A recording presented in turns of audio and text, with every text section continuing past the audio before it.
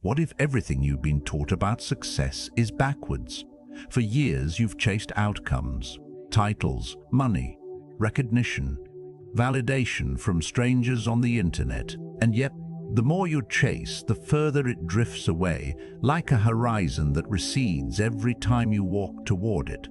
Today, you'll discover 8 Stoic laws that will rewire how you pursue achievement. Laws that don't ask you to grind harder, hustle louder, or post more. They ask you to build something rarer. A self so disciplined, so sharp, so unshakable that success has no choice but to find you. This isn't motivation. This is ancient Roman warfare for the modern mind.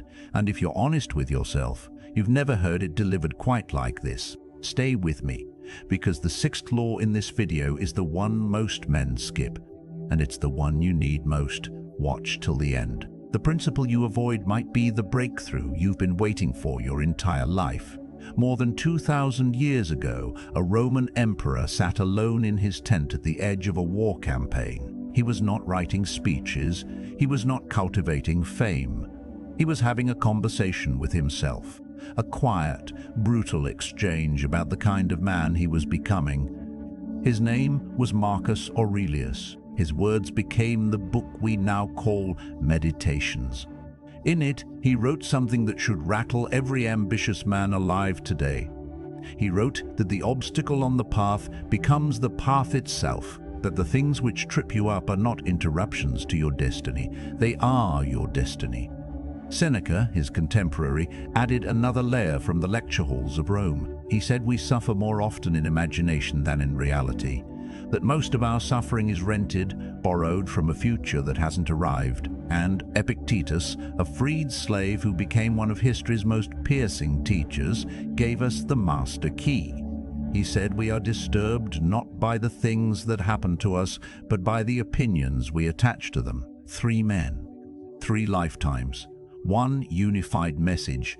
Focus on what you control, cultivate what you are, and stop chasing what is not yours to capture. In this video, we'll explore 8 Stoic laws that will transform achievement from a frantic hunt into a quiet gravity. By the end, you won't just understand success differently, you'll become the kind of man success is magnetically drawn to. Let's begin. Law 1, the law of the 4 of the forged arrow. Marcus Aurelius wrote in his Meditations, "The impediment to action advances action. What stands in the way becomes the way." This single line rewires how you relate to suffering. For centuries, warriors have carried it into battle. Now it's time to carry it into your mornings. The deeper meaning is brutal but liberating. Most men believe that obstacles are proof they're on the wrong path. They hit one wall, feel the bruise, and pivot to something softer. They confuse comfort with progress. But Marcus was telling us the opposite. The wall is the training. The bruise is the curriculum. Every rejection, every setback, every crushing failure, it's ammunition being loaded into you. Modern psychology now confirms what the Stoics knew 2 millennia ago. Research on post-traumatic growth shows that adversity, when met with the right mindset, produces higher levels of competence, deeper emotional resilience, and sharper intuition than comfort ever could. This principle solves the problem of the soft man, the one who avoids hard conversations, dodges difficult disciplines, and retreats at the first sign of friction. You know this man. You've been him. You watch others advance while you scroll, wondering why the universe is skipping you. Here's how to apply this tomorrow. When you face an obstacle today, do not ask, "How do I avoid this?" Ask, "How is this training me?" When you get rejected, do not sulk, log it. When you lose money, audit it. When you lose relationship, study it. Turn every wall into a workshop. The weak mindset says, "Why is this happening to me?" The strong mindset says, "What is this making me?" The man who treats every setback as forging pressure becomes sharper, harder, and more valuable with every blow. But knowing this isn't enough. There's another law that multiplies this one. Let's move to Law 2. Law 2. The law of unsane labor. Seneca once reminded Lucilius that no great work is ever produced in a single showing. He compared the slow layering of effort to the patient construction of a cathedral, brick by brick, day by day, in silence. The deeper meaning is this: the world only sees the cathedral when the scaffolding comes down. The mason doesn't explain his years of apprenticeship to every passerby, he simply works. Most men today suffer from the disease of spectators. We want applause before the work is finished. We want the result before the process. We want the highlight reel before we have endured the training montage. So we quit. We announce our efforts. We seek validation too early, and when it doesn't arrive, we abandon the very work that would have eventually delivered it. This law solves the epidemic of the half-built man. The man with 12 businesses started and none completed, 12 certifications earned and none acted upon, 12 transformations attempted and 12 abandoned. He is talented, gifted even, but he cannot suffer in private long enough to harvest in public. Here's the application. Build a private scoreboard. Stop measuring your work by likes, views, followers, or applause. Measure it by the hours you kept your mouth shut, your hands working, your ego unfed. Do work for 30 days that no one will ever see. Write the chapter. Study the chapter. Practice the skill. Lift the weight. Polish the craft. Endure the silence. The men who change their lives are not the ones broadcasting their beginnings. They are the ones who quietly surface after years of invisible grinding, and the world wonders how they did it. The weak man performs for an audience. The strong man performs for the work. Master the unseen labor, and success will have no one to impress but itself. But there's a third law that makes this one even more powerful. Let's go deeper. Law 3, the law of the deep. 4 of the deep. Epictetus taught that we should not seek for things to happen the way we want them to. We should want them to happen the way they do, and so live in peace. Applied to growth, this principle teaches the rhythm of the oak. The oak does not rush. It does not panic when smaller, faster plants shoot up around it. It sinks its roots so deep into the earth that no ordinary storm can tear it loose. And in time it becomes the last one standing, towering over every impatient weed that burned bright and died young. This is the law of patient depth. Modern neuroscience echoes it. The brain builds myelin, the substance of skill, through slow, repetitive, unglamorous effort. There is no shortcut. There is no hack. There is only the slow accumulation of practice, layered day after day until the nervous system itself becomes the instrument of mastery. This law solves the disease of comparison. The man who compares his chapter 1 to someone else's chapter 40 will always feel behind. He will constantly measure his roots against someone else's canopy. And in that hellish comparison, he will abandon the very discipline that would have eventually grown him into something unshakable. Here's how to live this law. Stop measuring your progress against anyone else's timeline. Stop checking your growth every 30 days and demanding a harvest. Replace the urgency of metrics with the patience of systems. Tend the roots daily. Read the page. Do the rep. Hold the silence, defend the discipline, and trust that the canopy is forming underground, where no camera can film it. The weak man obsesses over visible results. The strong man trusts the invisible architecture. Roots grow slow, but the tree that survives is the tree you cannot kill. There's a fourth law, and it's one most ambitious men refuse to accept. Let's move forward. Law 4. The law of delayed fortschritt. Marcus Aurelius wrote, "Accept the things to which fate binds you, and love the people with whom fate brings you together, and do so with all your heart." This is not resignation, it is not surrender. It is the strategic insight that not every season produces fruit, and the man who demands fruit from a winter tree will starve himself in confusion. The deeper meaning is about trusting the timing of your development. A fruit that is forced ripens without flavor. A career that is rushed collapses under its own weight. A relationship that is forced to bloom in spring withers by summer. The Stoics understood something modern men have forgotten. Timing is part of the discipline.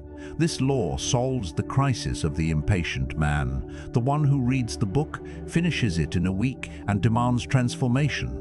The one who joins the gym, lifts for 3 weeks and quits. The one who launches the project, sees no traction in a month and abandons it for the next shiny thing. He is energetic. He is well-intentioned, but he cannot wait for the harvest. So he starves in every orchard he plants. The application is brutally simple. Decide what you are growing, then commit to a season of silent cultivation before you evaluate. 3 years is a fair window. 5 is wiser. Stop checking the tree every morning. Stop demanding proof that it's working. Water it, prune it, protect it, and learn to live with the long, silent winter of becoming. The impatient man wants proof in 90 days. The dignified man trusts the soil. The fruit will come, but only to the one who respects the season. There's a 5th law that will reshape how you understand effort itself. Law 5, the law of internal direction. Seneca wrote in his Letters to Lucilius that we suffer more often in imagination than in reality, and that we are tortured not by the events themselves, but by the judgments we attach to them. This is the law of the internal compass. Most men today navigate by outside signals. They check their mood by their inbox. They check their worth by their bank account. They check their progress by other people's timelines. They are weather vanes spinning in every direction, reflecting whatever wind just passed through. The deeper meaning, your direction, must originate from within. The Stoic emperor Marcus Aurelius governed an empire and still reminded himself daily that the only thing within his power was the man he was becoming. Not Rome, not the Senate, not the legions, just him. This solves the catastrophe of the externally piloted man.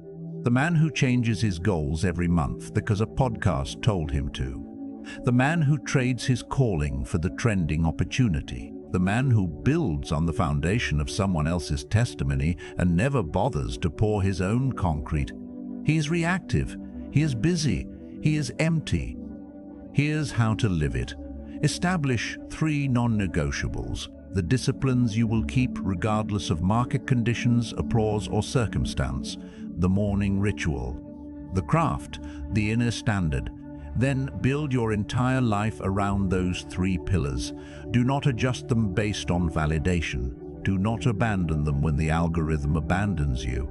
Do not let the opinions of others become the compass that guides your ship. The externally piloted man waits for permission. The internally directed man gives himself a mandate and executes it in silence. Direction must come from inside, or you will never reach a destination of your own. There's a 6th law, and it's the one I warned you about at the beginning of this video. Most men skip it. Don't. Law 6, the law of detached outcome. Epictetus taught plainly, some things are within our power and some are not.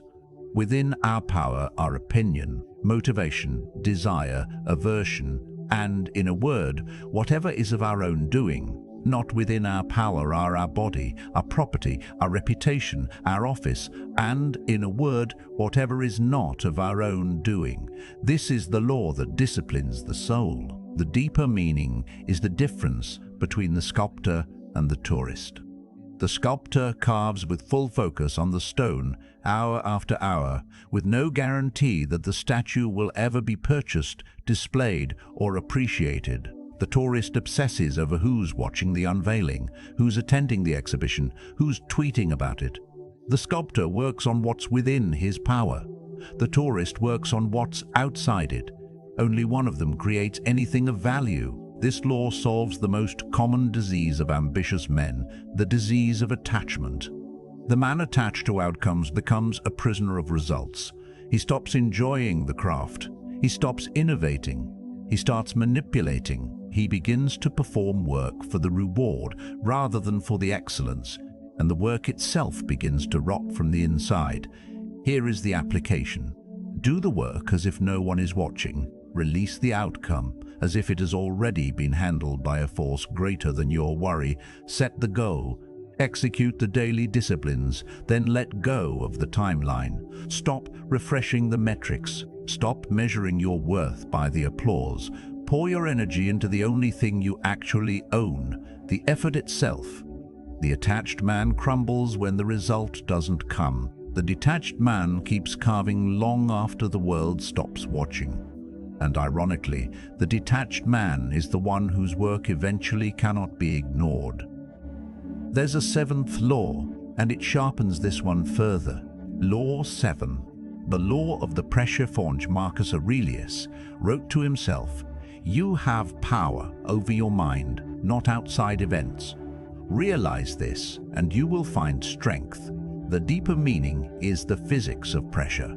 A blade is not born, it is forged.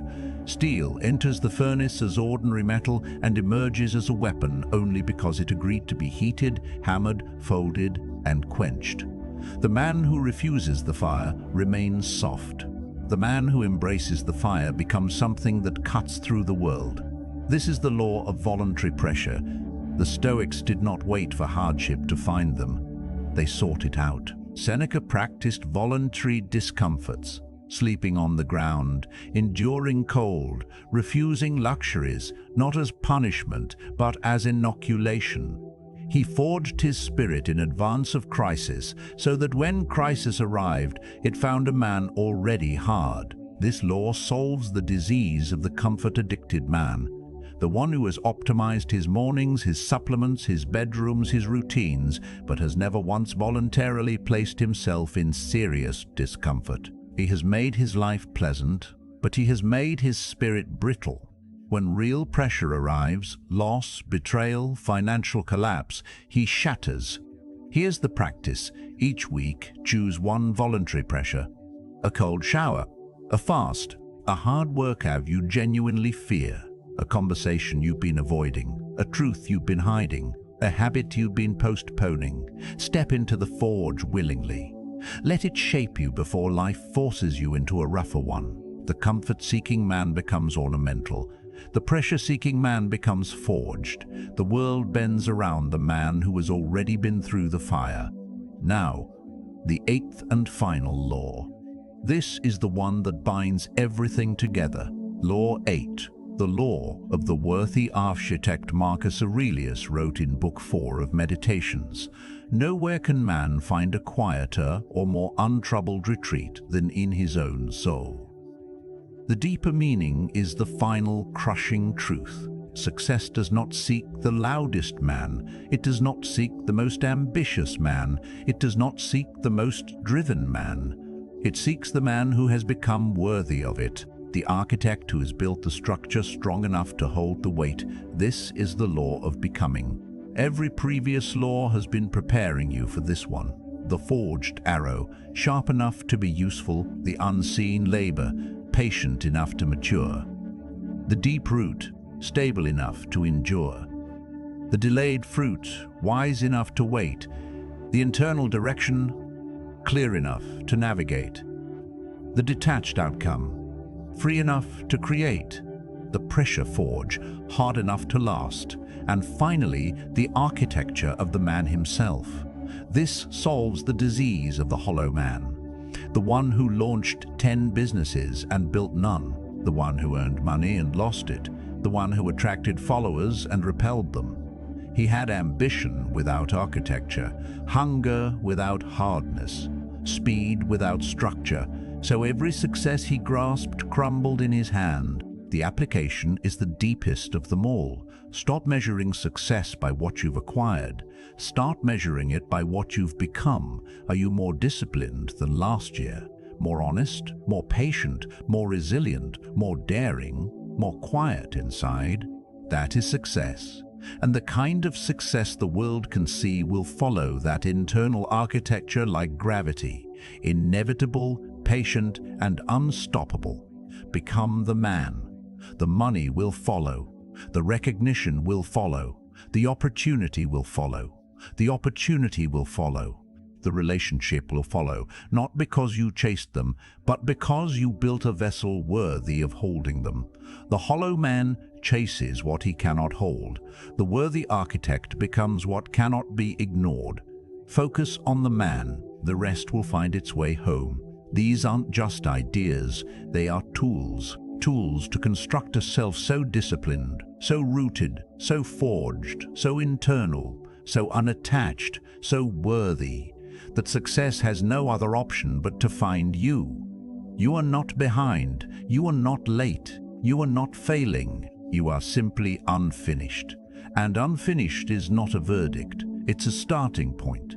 Now, here's what I need from you. Tap like if this resonated with you, if even one of these laws hit you somewhere deep. Drop your affirmation in the comments. Tell me which law hit the hardest.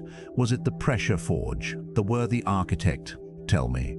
I read every comment, and if you want unapologetic Stoic truth every single week, without excuses and without motivation theater, subscribe now. Tap the bell. Join the brotherhood of men who are rebuilding their inner architecture in silence. I'll see you in the next one. Keep your edge sharp, keep your roots deep, keep your forge lit, become the master of your mind, rebuild, refocus, rise. Wise,